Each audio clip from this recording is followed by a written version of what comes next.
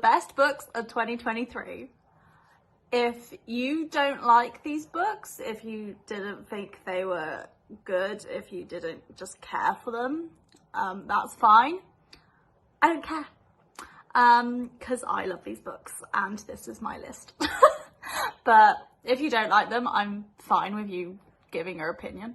But with that, let's go from the 10th best to the best. Now, I have physical copies for most of these books because they are books I'm going to want to keep. The only books I don't have a physical copy for are the ones I read on Kindle, and I plan to get physical copies because I would want to keep them in my collection.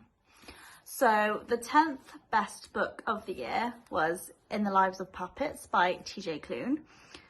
Look how gorgeous this cover is, and I'm saying this as someone who's not a big fan of green and brown, but look how magical that looks. So this is based off of Pinocchio, and I'm just going to read the little summary in the front of the book because I think it could do a better job than me. In a small home built into the branches of a tree live a human named Victor and 3 robots. These are a pleasantly sadistic nurse machine, a small vacuum desperate for love and attention, and a fatherly inventor android named Giovanni Lawson. Together they're a family hidden and safe. And then basically the father figure Giovanni gets kidnapped, and it's about Victor going with these 2 other robots, and they find another robot along the way, and saving his father. And what does family really mean? Like, do you need to be related or even the same species for you to have that familiar bond? And I just loved this story. It was so magical. I personally am someone who loves retellings or reworkings of stories that I already know. This one was an interesting one because I'm not a big fan of the actual story of Pinocchio. It's not one that I ever cared for, but I really liked what was done with this. I particularly liked the 2 initial robots that were accompanying Victor. One is just very like sarcastic and brutal, and the other one is an anxious wreck, and that's just my 2 personalities. So I loved reading about them, and it was so funny seeing them like wind each other up and be really like cutting to each other, but still having that like protectiveness and caring over one another. They still had each other's backs, even if they were going to be really snarky with them. And I appreciate that because I'm really sarcastic and snarky to the people I care for most. In keeping with stories that are retellings or reworkings of stories I already loved, my 9th best book is Hooked by Emily McIntyre. This is a Peter Pan reworking. She does state in the beginning they're not retellings, but this is a dark romance, and it's basically in a world where Peter Pan is the bad guy. He is not good, and then it's following Peter Pan's daughter, who is the Wendy character, and the Captain Hook character is her saviour, which I always liked because I adore Peter Pan and all the versions of it, but Peter Pan is a little shit, and there's no denying that. He's not a good character. We all see Hook as this great villain, but the dude was harassed by this little boy and his hand was cut off. I know Hook isn't the best, but I feel like both characters have their flaws, and it's nice to see a story in which that is highlighted. And I loved this whole series by her, but because I'm such a big fan of Peter Pan content, this one was a real strong hitter for me. And I also really like the cover. It's quite simple, but I quite like the broken clock, but I really like clock imagery anyway. Number 8 is The Passengers by John Marrs. This was my first year reading any John Marrs, and I read 2 of his that I really enjoyed, the other one being The One. So The Passengers is a story where there's all these different groups of people in their cars, and the car suddenly locks, and it is into the GPS system. It has a end destination that is routed in, that isn't where the people have deemed themselves wanting to go, and they have to, it has to be decided who's going to survive, and you've got a mixture of who is worthy. There's a very well-known actress who's given lots of money to charity. There's an old veteran who served in the war. There's a pregnant woman, I believe. There's all these different people. There's a person in one car and a person in another car who have met, and they were, they could have been each other's loves of their lives, but they never found each other again, but they found each other in this car. So it's all about whose life is more worthy? How do you prioritize who has their life worth? Do you prioritize someone who has more life to give? Do you prioritize someone who has done more good in their life? Do you prioritize someone who you are giving a chance? And it's a very interesting conversation, and it was very gripping for the whole time, because you got to go through each individual person's backstories, and it goes into how everyone was just trying to come off as the good parts of their lives, because there's every single passenger has a secret. For example, someone has a body in the boot of their car, but you don't know that when they've each get so long to say why they should be the one saved, but they all miss out these things they don't want the others to know, because it would hinder their opinion as to why they get saved. And it's just very interesting and gripping, so I highly recommend it. Number 7 is For Your Own Good by Samantha Downing. This is one I didn't expect to like as much as I did. Even though it had very good reviews, I just had the impression that it wouldn't deliver what I would expect it to deliver, but I was happily surprised that it was real good. So this is about Teddy, who is Teacher of the Year, and at this parent-teacher conference or get-together, one of the parents dies, and it's all about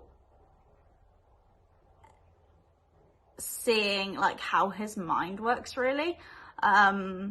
Like, he just doesn't care about any of these people.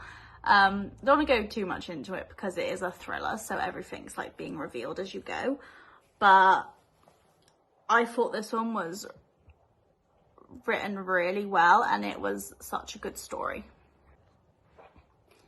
Number 6 is another thriller, and that's No Exit by Taylor Adams. This is another one that I thought would be really overhyped, and when I read it I wouldn't be as keen, but I absolutely loved it. So this is about Darby, who gets snowed in at like a petrol station, and she can't go anywhere. She is stuck there, and there's also 4 other strangers stuck there as well. And then when I think she's trying to get phone signals. Sorry, it's been quite a while since I've read this. I read it early in the year. She discovers in the back of a van a little girl trapped in a crate, and it's discovering whose vehicle is this, who has this little girl in the crate, why do they have the little girl in the crate, do they mean her harm, and do they mean harm to everyone else at this petrol station. And it's really it really gets you with the reveals. At least it did me. It may not with everyone, but I found myself being shocked by the things that went on. I will say I think near the end it started to drag a little bit, because I was ready for it to be over, and it was one of those that just kept going, but it was a real good time. Number 5 is one I know has very mixed opinions about. I know people who absolutely hate this book, but I disagree. And that's In My Dreams, I Hold a Knife by Ashley Winstead. This is actually one of 2 Ashley Winsteads on this list. She just knocked it out of the park. This is the stunning Fairy Loot edition, which I ordered without having read the book, hoping that I would love it. And I'm so glad that I did, if I can get you to see the side bit there. So this is about 6 friends, and they go to a college reunion. And when they were in college, one of their friends was murdered. And it was always assumed this one person did it. And this is going through, it flashbacks to when they were in college and what was actually going on. And it flashes to present day and their relationships now. And it's just slowly revealing what events actually unfolded the night in question. And was it the person they always suspected? Was it someone else? Was it multiple people? And I just thought it was really good. I think this is a good one if you do love like Shakespeare writing and just very in-depth old worldy writing. Having said that, I don't like Shakespeare, and I still really love those elements in this book.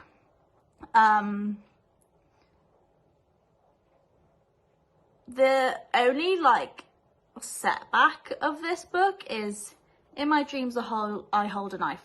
There is no knife. Misleading. But other than that, I adored this one. Number 4 is by an author who wrote one of my favourite books of last year, and that is Nestlings by Nat Cassidy. He always has such stunning covers to his books.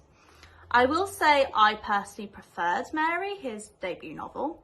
But that depends on the kind of horror you personally like. This was still absolutely outstanding. This is more subtle horror, whereas Mary is a bit more in-your-face horror. And I am not one for subtlety. I like it to be in your face. But having said that, this one was still absolutely exquisite. So this is about a husband and wife and their young like baby. And they go to live in this new place. It's supposed to be the grandest place, the best place to live. And they're living on the top floor, even though the wife is in a wheelchair and it's not very accessible for her. It's not very convenient for her to be able to get about and do her own things. But they still want to live there because it is such a great place to live. And it's just about dealing with, it's a kind of be careful what you wish for situation, because there's things in here that they say they want and they get it, but it's not in the way they envisioned. It's always got a little sadistic twist on it, which I really like. This one is, I wouldn't read it if, I'd take caution if you're like a newborn mother or something, because this is about not connecting with your child and them, you not being sure, and does your child belong better with someone else? But this was still fabulous. Number 3 is another horror, and that's The September House by Carissa Orlando. This was one I didn't know much about going in. I just heard about the book. I hadn't heard what it was about specifically. So this is about a couple, and they move into a new house, and they're loving it. They're, you know, thriving in this new house. But then every September, the walls run with blood. And gradually throughout the month, it gets worse and worse and worse. But then once September ends, it's as if it's never happened. The house is all clear. Even though this is a horror, it has very comedic elements, because when the house initially starts bleeding through the walls, the woman's just worrying that it's going to ruin her wallpaper, which I understand as a new homeowner and being like proud of your house, but in that situation, if my walls started bleeding blood, that wouldn't be my main priority, to be honest. And this house has lots of like ghosties in it. There's like a maid who's a ghost, there's like a little boy who's a ghost, and it's only the wife that can see them. And there's the basement. You're not supposed to go in there. You're supposed to keep the basement closed because there's something very sinister in there. And it's all about, is everything that's going on, is it a mental delusion of this woman, or is it all really happening and others just can't see it? And is she being gaslit into believing this isn't happening? And you don't know which is which right up until the very end, and you get to like, at some stage you get to choose, oh, I don't know if this is what's going on. But it was an outstanding read. Number 2 on this list is the other Ashley Winstead book, and that is The Last Housewife. This was not at all what I was expecting it to be, but saying that, I didn't read any synopsis before I went in. I just went straight in. This has some very dark themes in it, so I would research it before you go into it. Nothing really bothers me, so it didn't affect me to go in blind, but if you do, be cautious of some trigger warnings. So this is about, there were 3 best friends, and they were lured away by this man, and they were kept captive by him, but they were also manipulated to love him. But then they escape, and the one friend ends up dead as suicide, and then it flashes to them all grown up. It's just Shay and Laurel, the 2 friends left, and then Laurel turns up dead. And Shay has to investigate, she wants to investigate what is going on, because the marks on Laurel are the same marks that were on their other friend. So she knows it's the same man behind this, and she wants to investigate what is going on. And she finds out it's a much deeper, bigger thing than she ever expected. And it's one of those books that I felt constantly scared of what was going to happen the entire time. I never knew how it was going to go. And it's one you never know, is it going to be a happy ending, or is it going to be a realistic, harsh reality ending? And you don't know until you reach the end. But this was great. So we've reached my best book of 2023, and that's actually tied in with the author. So the author is Freida McFadden, and I read so many of her works in 2023. It was the first year I've read anything by her, but she was being really hyped up on TikTok, and I wanted to give her a go. And there were so many that I gave a 5 stars that ended up being favorite books that I could have put on this list. But to prevent the list being just a whole Freida McFadden list, I only allowed myself to put one of her books on this list. And my favorite that I read was Ward D. So this is about a medical student called Amy, and she's going to be spending the night on a psychiatric ward. And she has a secret that she is terrified of getting out, which is that her ex-best friend is in that ward because of her. And it's going into the backstory of that, but then also on the ward, people are ending up dead. and it's trying to figure out, because this is a secure locked unit, you have to have a certain code to get out, and the only people that have the code are the staff. But some of the staff start ending up dead, some patients end up dead, and it's all trying to figure out who she can trust and trying to figure out who is behind these killings, because she can't escape, because I think there's like a power outage and the code isn't working, the door won't release.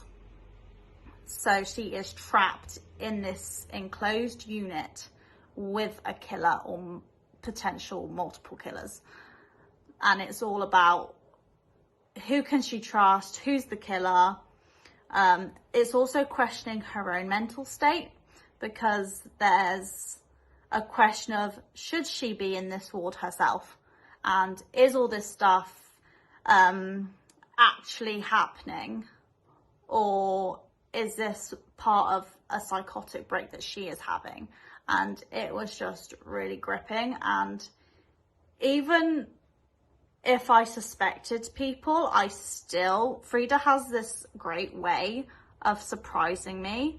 Even if I think I've thought of everything and suspected everyone, Frida always manages to just put in a little twist that she shocks me with every single time. So that was my best books of 2023. What were some of yours?